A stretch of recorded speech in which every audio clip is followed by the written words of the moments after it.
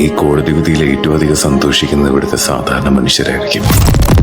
11 ദിവസം മരണക്കിടക്കിൽ അനുഭവിച്ചതിന് പകരമായിട്ട് കുടുംബവും നാട്ടുകാരും പോലീസും നീതിപീഠവും നൽകിയ ഈ വിധിയിൽ ഞാൻ സംതൃപ്തനാണ്.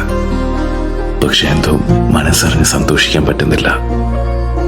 കാരണം ആരൊക്കെയോ പറഞ്ഞു കേൾക്കുന്നുണ്ട് അവൾക്ക് ഇനി രക്ഷപ്പെടാനുള്ള പഴുതുകൾ തുറന്നു തന്നെ കിടപ്പുണ്ടെന്ന്.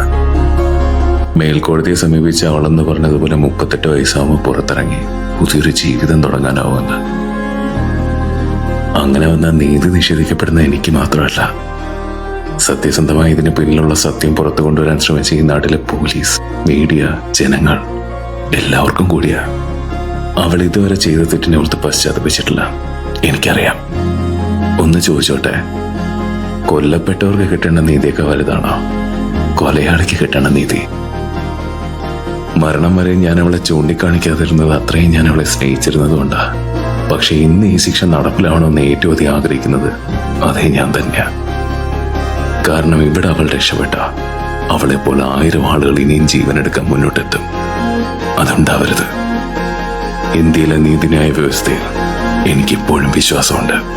ഒപ്പം എനിക്ക് വേണ്ടി നിലകൊണ്ട ജനങ്ങളിലും.